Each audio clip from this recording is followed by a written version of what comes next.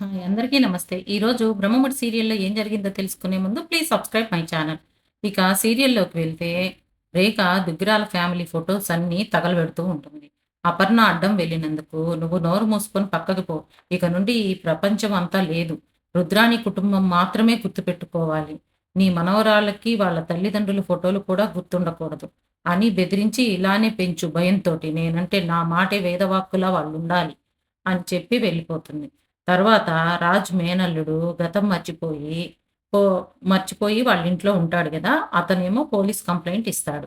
Police complaint ఇస్తే, "ఏ parents మా బిడ్డ కనిపించట్లేదని చెప్పి కంప్లెయింట్ రాలేదు సార్" అని చెప్పి తనకు చెప్తారు. అందువల్ల వాళ్ళు ఆ రాజు మా మేనల్లుడిని తన బిడ్డలాగా స్వీకరించేసి వాళ్ళ పెద్ద కొడుకుగా తీసుకుంటారు. అంతలో రాజు మేనల్లుడు నాన్న అని రాగానే కేక్ ఇచ్చి "తిను నాన్న" అంటాడు. అనగానే అతడి భార్య తనకి ఎన్ని రోజులని నాన్న, బుజ్జి అని పిలుస్తారు. తనకి మంచి పేరు పెట్టండి అనగానే రాజు అని చెప్పి పెడతారు. ఆ బాబుని పేరెంట్స్ ప్లేస్‌లో వాళ్ళే ఉండి పెంచుతారు. ఇదిలా ఉంటే దుగ్గిరాల ఇంట్లో రేఖ వాళ్ళ బాబుకి, స్వప్న కూతురికి అక్షరాభ్యాసం చేస్తూ ఉంటుంది. వాళ్ళ వదిన బాబుకి కూడా.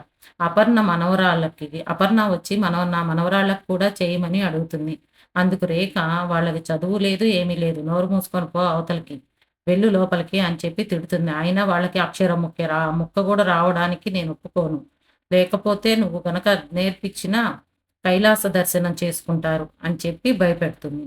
అంతటితోటి అపర్ణ భయంతో ఏడుస్తూ లోపలికి వెళ్ళిపోతుంది. నైటంతా ఏడుస్తూనే ఉంటుంది. ఇద్దరు బిడ్డల్ని చూసుకొని.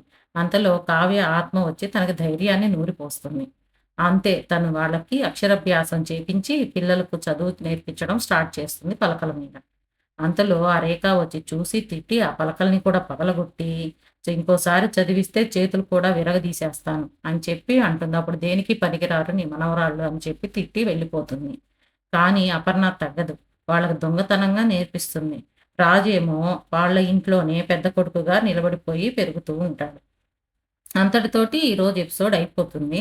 రేపటి ఎపిసోడ్‌లో పిల్లలు పెద్దవాళ్ళై, రాజు మేనల్లుడేమో రాజులాగా, కావ్య కూతురేమో కావ్యలాగా వస్తారు.